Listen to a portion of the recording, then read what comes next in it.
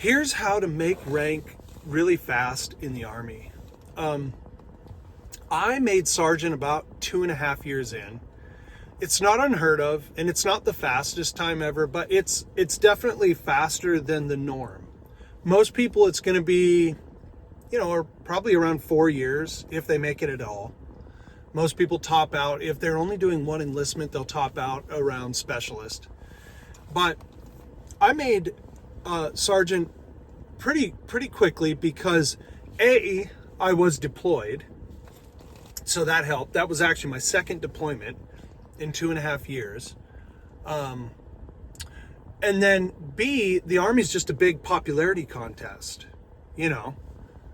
It's if you are well liked by the people around you and you don't have any glaringly obvious flaws and you look squared away, people just assume you're squared away.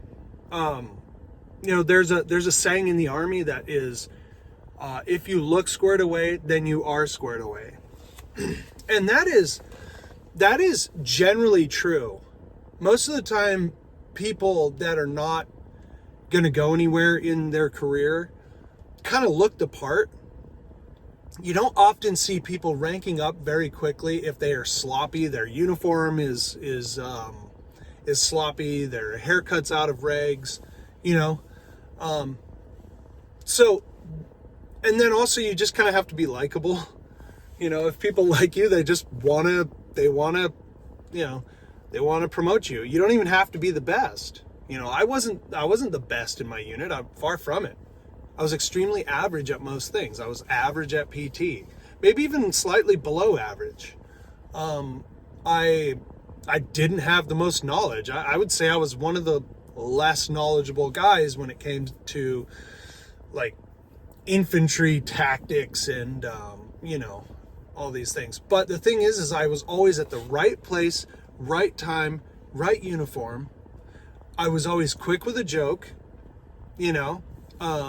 or like I was pleasant to be around, and again, I'm not trying to like toot my own horn, but like it is a popularity contest because I knew people that were way more squared away than I was.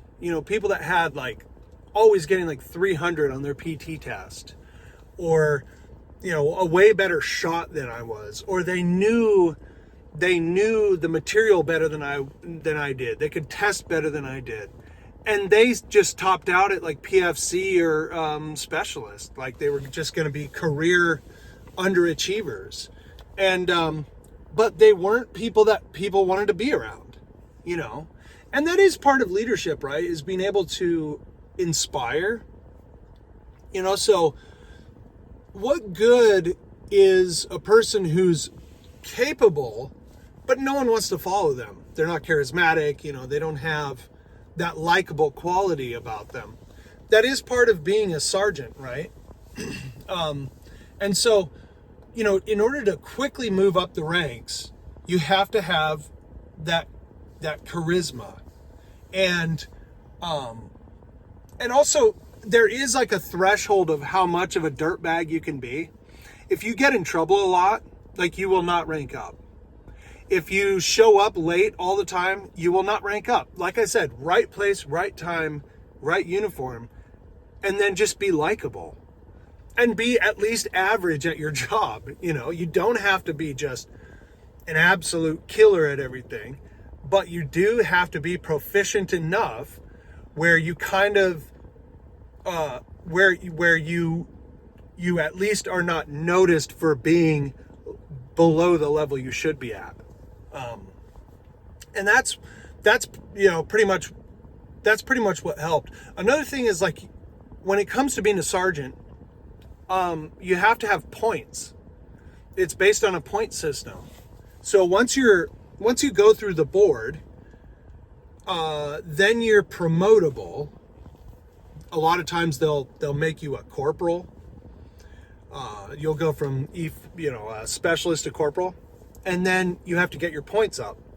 And some people wait a long time to get those points up. You have correspondence courses that you can take. You take them on the Army's website, or you have classes that you've taken. My thing was, because I'd been just deployed the whole time, I didn't have a lot of points. I had taken no classes. I never had time. I didn't go through airborne. I didn't go through air assault, Pathfinder, any of those things. I wasn't ranger. I didn't go to ranger school. I had to just take a ton of correspondence courses because, again, I had just been deployed the whole time. And especially when you are an enlisted man, a lower enlisted man, they never put you in for like medals, right? So the brass, they're all getting bronze stars. They're getting, whatever. I can't even remember all the medals they were getting. But anyway, I remember like a lot of the LTs were getting bronze stars and stuff because they want to push their career forward, right? But then the rest of us, like the lower enlisted guys, the guys actually out there kicking in the doors and, going out on the missions. I mean, not that the LTs weren't, but we're the ones that go in the door first usually, right? Not me specifically, but people in my unit, and we would just get like a ARCOM, like Army Commendation Medal, so I didn't have a lot of points. I would just sit there and take those tests day in and day out. And then one day I looked online and it was like, bang, you are ready for promotion. And that was a good day when I got my sergeant stripes, It really felt like an accomplishment.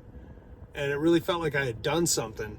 But, there were other guys, they would either get in trouble to get like a DUI, or they would, lose a piece of equipment or something like that. And these guys were very proficient. They were in good shape. They pretty much did everything right, but they just had enough, issues that the command element was just like, we don't really want to make you an NCO. And so, again, I'm not tooting my own horn. In fact, I'm actually downplaying how I was. I just was kind of unnoticed, until it came time to like, hey, is there anybody worth promoting? And they'd be like, oh, we'll promote him. He's squared away. We don't have any issues from him, As far as I know, he is, he can do his job fine. And so you just kind of move up quickly that way. Now, when it comes to peacetime, I'm not sure. The peacetime army is a different animal altogether. You're not going to get promoted as quickly. We were promoted very quickly because we just had a ton of experience very quickly.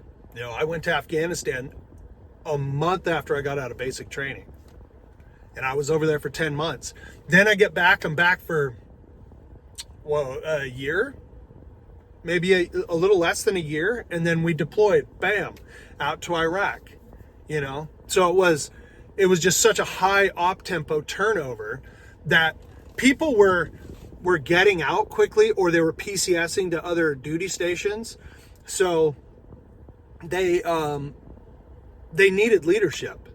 And then all these guys are getting so much experience, so much combat experience so quickly that, the Army starts getting really top heavy. There's a lot of E5s and, E6s coming along.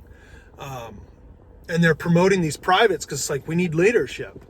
And also they're probably trying to retain people because like if you just stayed at E3 and then your term is up, you're probably just going to get out. It's like, well, I'm not even advancing.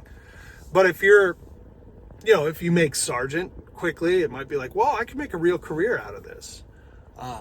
And so that was kind of like my experience, although I knew for a fact I wanted to get out. Like once you've deployed a couple of times, it's like, oh, this is too much. Like I really need to get out of here. I need to get out of here and start life, and just, this is unsustainable. Even if I don't get, unalived at some point, like people were losing fingers and, losing legs or getting like crazy injuries that like to this day they still haven't really recovered from. I talk to my buddies a lot, and it's like some of them can barely walk, you know, because you get hit by an IED or something and you're just all messed up. I was lucky in that I didn't have any like really significant injuries, just kind of like stress injuries and it's some mental health stuff, but you know, that's whatever, that's to be expected. 2 years in the Middle East, you know, it's going to happen eventually. But in the peacetime army, I don't know what it's like, but I suspect it's very similar. Be likable, you know, be at least somewhat proficient at like PT and your job and stuff. Don't get in trouble, because that'll put you on their radar and they'll go, no, we probably shouldn't promote you. You're becoming kind of a pain for us. But if you're just not a pain for them ever, you'll probably move up quickly. And you'll notice that a lot of the people that are in the unit with you are either of below average intelligence. The Army just kind of attracts them a lot of times. You know, they don't really have a lot else going on, so they go in the Army to try and better themselves. And they do. And, you know, good for them. They're doing it. Or like people that just kind of get in trouble a lot. You know, they like to push the line. They like to do substances. That's a big problem in the Army. You know, a guy that you would think is totally squared away, all of a sudden he pisses hot for something. And it's like, oh, you know, now he's down at E2. You know, he was at E4 and now he just lost a couple of ranks, and, you know, now his career's kind of screwed. Or he gets a DUI. That's a quick way to get rid of rank, you know. So just stay out of trouble and do your job and be somewhat likable, you know. And that's pretty much all it takes. So anyway, that's the video for today. Thanks for watching.